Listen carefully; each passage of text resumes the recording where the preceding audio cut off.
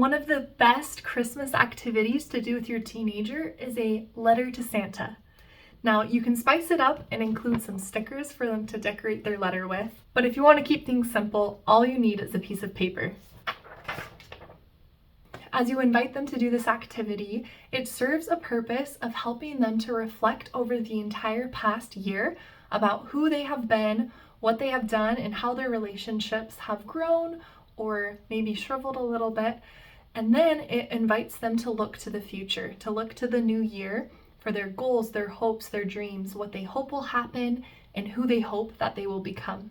You can first start by asking them questions such as, how would you describe your behavior to Santa? Naughty? Nice? Tell him a little bit about how you have been this year. Then you can instruct them to reflect over this past year, some of the highlights, some lows that have happened for you. How have you seen yourself grow? In what way have your relationships changed? What would be important for Santa to know about who you've been this past year? And then you can direct them towards the future and ask, what do you want next year to bring?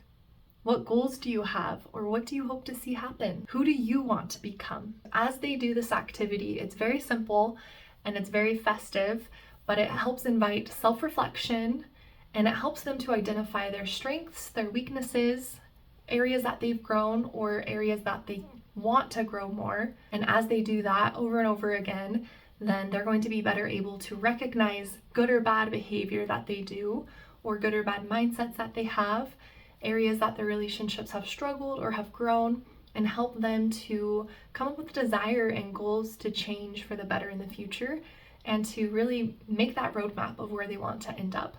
After they have finished writing their letter to Santa, you can ask them if they're comfortable reading it to you. All of my clients have been very comfortable reading out loud what they have written, but there's always some who are more private who want to keep that to themselves, and that's okay. So you can ask them if they're comfortable sharing, but let them know that's okay if they're not comfortable reading it out loud. But it's very beneficial if they are willing to share for them to read it out loud to you, to be able to hear their words that they've written out loud through their own voice can help solidify and sink in their goals, their desires, and reflect even more. And even if they don't feel comfortable reading it, just having done this activity is very beneficial for them. And you can have them seal it up in an envelope and keep it somewhere for them to open up the next year and do this activity yearly and be able to see that progression. Or, they might throw it away, but either way, it's a very good self-reflective activity for you to do with your teenagers. Thank you so much for watching. I hope you have a marvelous holiday season, and I'll catch you in the next video.